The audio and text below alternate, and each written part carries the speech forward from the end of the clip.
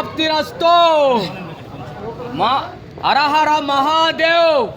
నాకు ఇష్టమైన స్వీట్ కలకండ ఇప్పుడే చూశాను, అఖండ. ఈ సినిమా చరిత్ర తిరిగి రాస్తుంది. దేవుడు లేడు అనేవాడు ప్రతి ఒక్కడు ఈ సినిమా చూడాలి. ఈ సినిమా చూస్తే నాలో ఉన్న రక్తం దద్దరిల్లిపోయింది, వేడెక్కిపోయింది. ఏమి సినిమా, ఏమి యాక్టింగ్. బాలకృష్ణ గారు, మీ యాక్టింగ్కి, మీ డైలాగ్స్కి నేను ఏం మాట్లాడాలో నాకు అర్థం కావట్లేదు.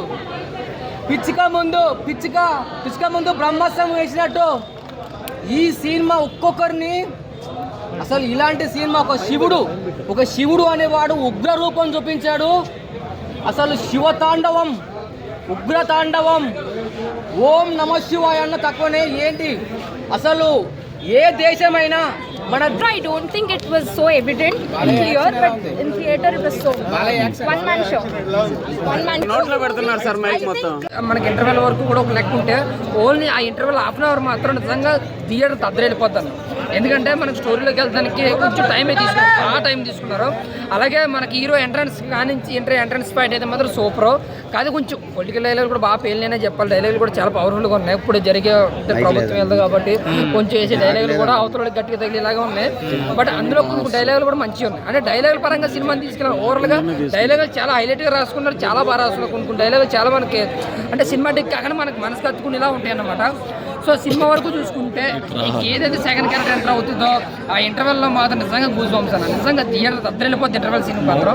బట్ సెకండ్ హాఫ్ వచ్చాడు కొంచెం లాగేదన్న ఫీలింగ్ అయితే అనిపించింది నాకు.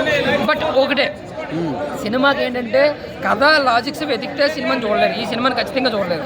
ఓన్లీ వాళ్ళ కాంబినేషన్ ఎలా ఉంటుందో మీరు ఊహించి వస్తే కనుక ఖచ్చితంగా ఎంజాయ్ చేస్తారు సినిమాకి. అంటే ఇది ఫ్లాప్ అని కాదు, యావరేజ్గా హిట్ అని కాదు. నా వరకు చూసుకుంటే సినిమా ఓకే, వెళ్ళి హ్యాపీగా ఎంజాయ్ చేసి ఫుల్ కమర్షియల్ ఎంజాయ్ చేసి సినిమా అన్న. బాలయ్య గారు ఫైట్స్ కావచ్చు, బోయపాటి గారి కాంబినేషన్ కావచ్చు, ఆ విధంగా వచ్చి ఒకసారి హ్యాపీగా వెళ్ళి చూసి ఎంజాయ్ చేయొచ్చు. తల్లి కొడుకు సెంటిమెంట్ బాగాలేదనా? ఇలాంటి సినిమా చూడాలి ప్రతి ఒక్క హిందూ ప్రతి ఒక్కరు చూసి దీన్ని అఖండ విజయం సాధించాలని.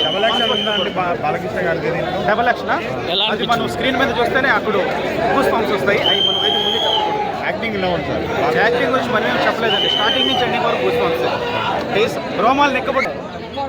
అఖండ 2 వస్తుందని దగ్గర 16 సినిమాలు, ఎన్నో సినిమాలు డేట్లు మార్చుకున్నాయి. ఇంకొన్ని ఎక్కడికో వెళ్ళిపోయాయి, ఇంకొన్ని ఓటీటీకి వెళ్ళిపోయాయి, ఇంకొన్ని సినిమాలే పోస్ట్ పోన్ అయినాయి.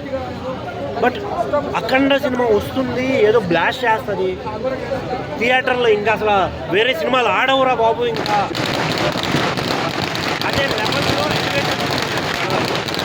చూసి ఏదో మిస్ అవుతుంది అనే ఫీలింగ్ ఉంటుంది. వీళ్ళన్నిట్లు కూడా ప్రతి ఒక్కటి కూడా దగ్గర నుంచి తీసుకుంటాం. చాలా బాగుందన్న. నా అభిప్రాయం ఏంటంటే సినిమా పరంగా చూసుకుంటే సినిమా అయితే బాగుంది. బ్యాక్గ్రౌండ్ మ్యూజిక్ బాగుంది, ఎలివేషన్స్ బాగున్నాయి, అన్ని సీన్లు బాగున్నాయి. పొలిటికల్గా 2-3 డైలాగులు వేసాడు, అది కూడా చాలా బాగుంది.